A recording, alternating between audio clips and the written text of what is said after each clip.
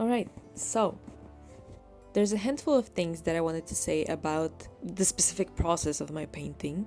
I was talking as I was painting, and that was the initial plan, to include that into the video and not do a voiceover. But I think it's a better idea and it's much clearer to hear. I was also sick. I'm still a little raspy, but I'm not nasally and gross anymore. So I think in the end that's gonna sound much better if I do it this way. So welcome, hello. Let me tell you a little bit about my thought process here. Because firstly, I kind of followed the original sprite, the model from the game for both of them, like the most basic ones, right? But my idea was never to copy them one-to-one. I just really wanted to reference their features and how they look, but I didn't mind if there was slight shifts or they looked a little different. So for example, my Zagreus looks softer, his face is shorter, it's rounder than the original Zag, and on the contrary, the facial features are sharper, a bit more mischievous looking. In general, he looks a little more boyish than the original Zag, but I still really like that rendition, and I still really like the colors especially and the shading that I also followed from the original. I kind of wanted to do that as a form of a study almost. I'm not the best at colors, especially when it comes to mixing paint. However, doing the wash was extremely helpful. It really makes a big difference, even if I'm covering all of it with different colors that are opaque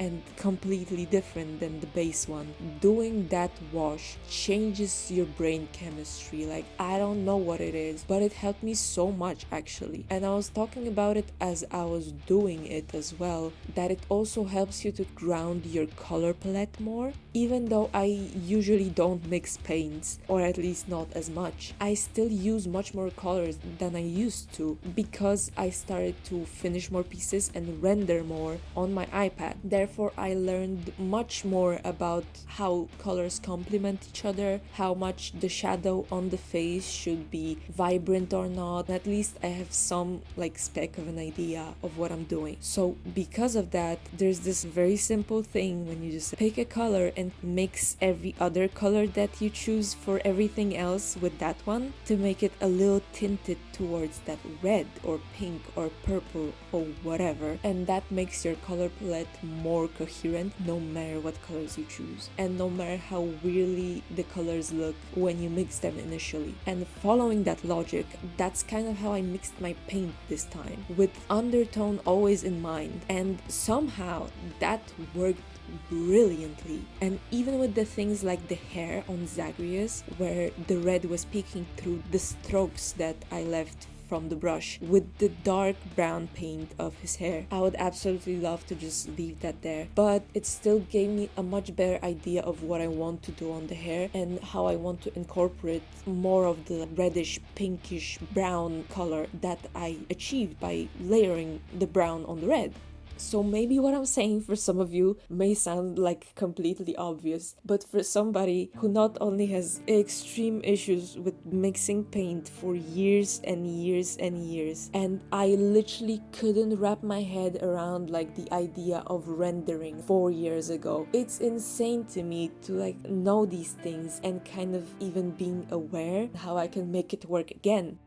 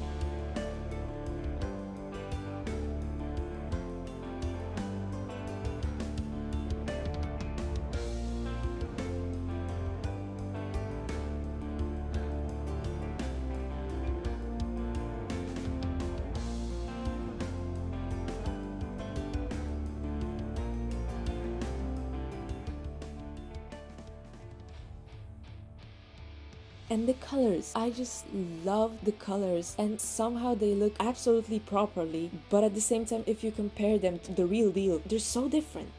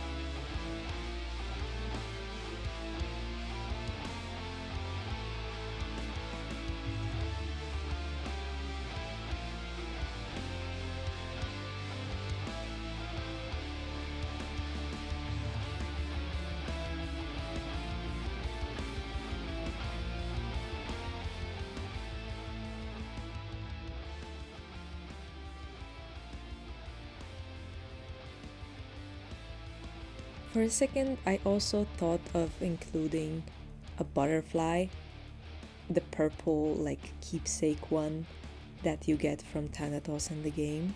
Of course, as a reference to him and to connect the paintings furthermore.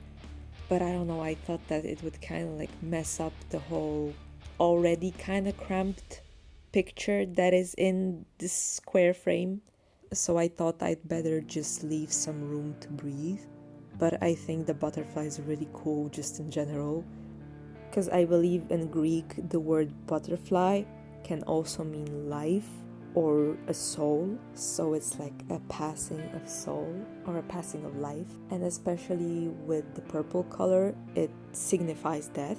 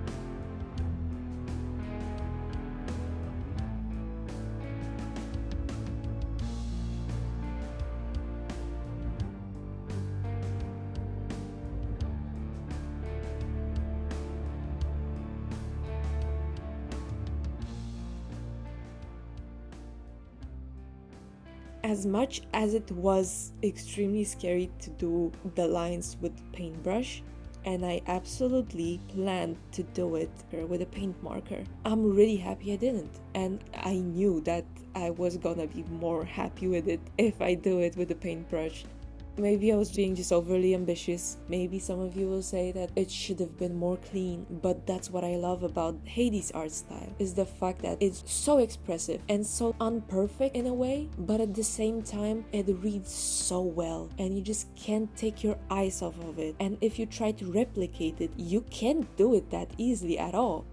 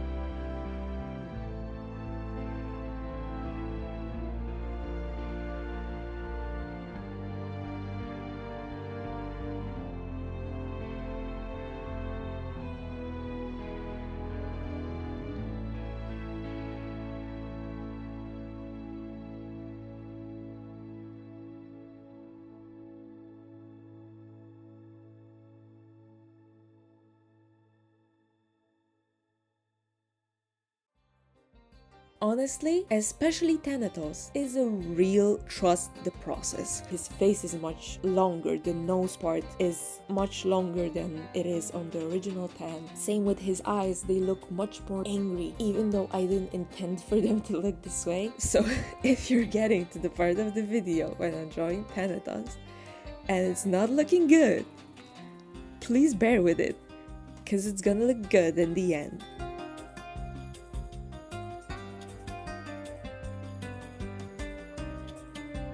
I wanted to give up at some point. I was just like, oh my god, this looks terrible.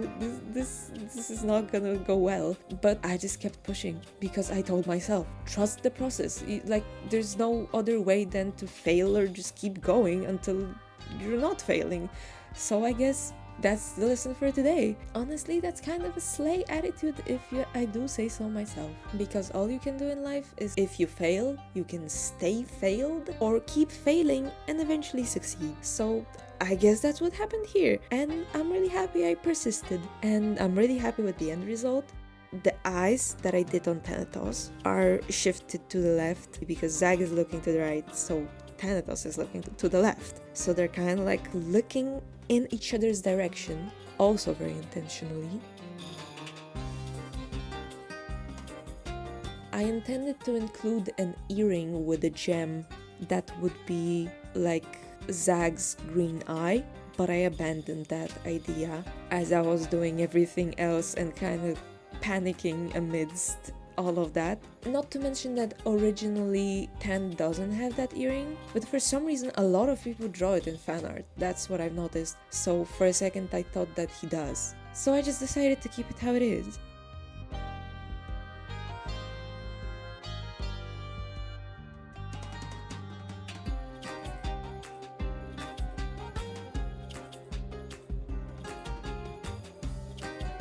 I really wanted to connect those two paintings somehow, and even if it's those little subtle details, I really wanted them to be there and for it to be very intentional. I did the splashes of colors on the line art, not exactly how it is in the original art, but very inspired by the way it is. For Zag, I've done it mostly on the face and the neck, in the places that it is originally on, but I used the purple from Thanatos' background after I was done with him. Same way with Thanatos, I did the highlights on him completely out of my own head, and also kind of being able to hide some mistakes that I made.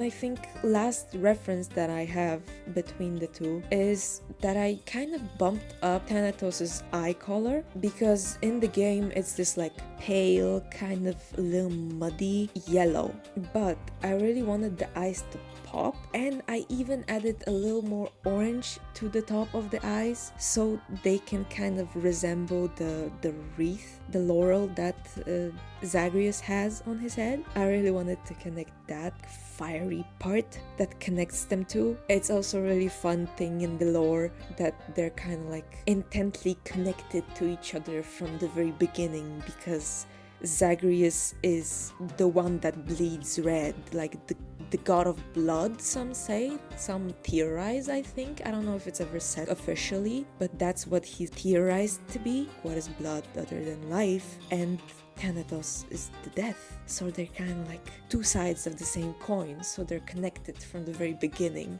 and it's such a fun thing. So I really wanted to connect them in here as well. And honestly, if you read his description on the wiki, it says that he has remarkable golden eyes that gleam with a supernatural light. So personally, I think that this really fits that description.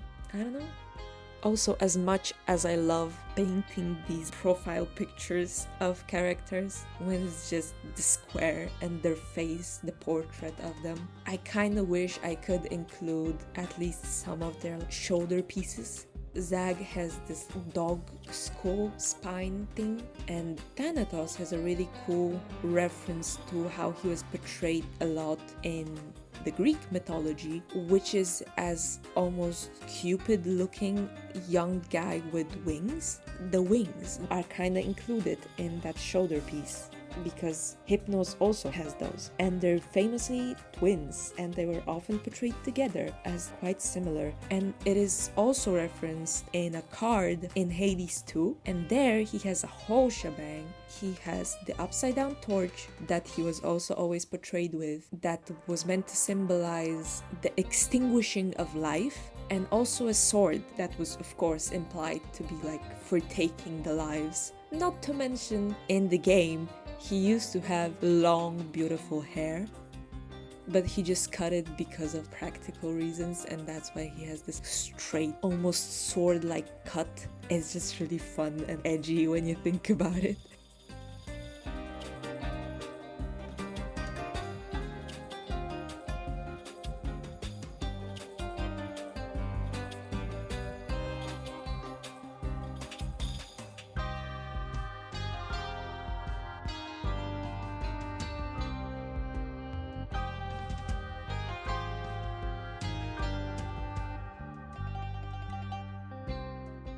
It's also fun because some compare the way that Thanatos kind of warms up to you. Like, not really warms up to you, but you begin to notice that he's more fond of you and gets nicer and gentler, I guess. Some people connect that to how it happened in Greek mythology, when he first was hated and people were scared of him because, of course, he's the death. But at some point they kind of romanticized the idea of passing to Elysium, I think, and they realized that Thanatos is the gentle death and not the violent war, like disaster one. So then he kind of became this gentle soul carrier for people, and they started to treat him like a friend that helps to pass you along, basically. So that's also a fun parallel.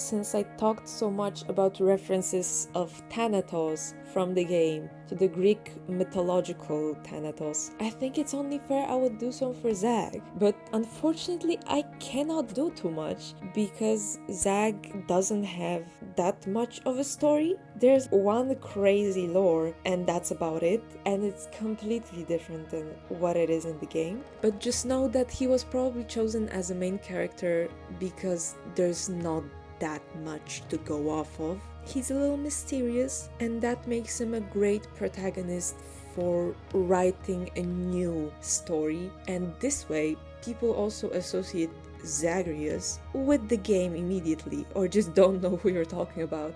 So I think whatever they did was a very, very smart choice, and I very admire how they were able to rewrite that story. But for those of you who are curious, here goes. Firstly, he was a son of Persephone and Zeus, not Hades.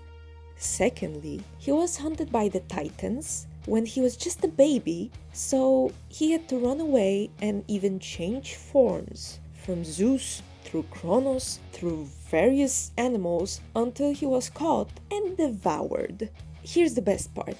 Goddess Athena came just in time to save his heart from, getting devoured, which apparently later on Zeus swallowed himself and proceeded to use it for conceiving Dionysus. Let that all sink in. Because technically, in the Greek mythology, Dionysus is a reincarnation of Zagreus? I'm really glad it's not like that in the game. And quite frankly, I prefer it much more if it stayed that way. So that's just a fun information nugget for you. And I guess with that, I'm gonna be off. Thank you for watching. I hope you enjoyed it. I hope maybe that inspired you to take a paintbrush yourself and do a little one-off tiny painting that will just make you happy, and keep trying, keep going, because it really does pay off. And I kind of didn't believe it for the longest time, but it really does. And even if you're out of practice, even if you fall out of habits, you can get back in there. I promise you, it's worth it. So I guess that's it from me. Hope to see you in the next one. Bye!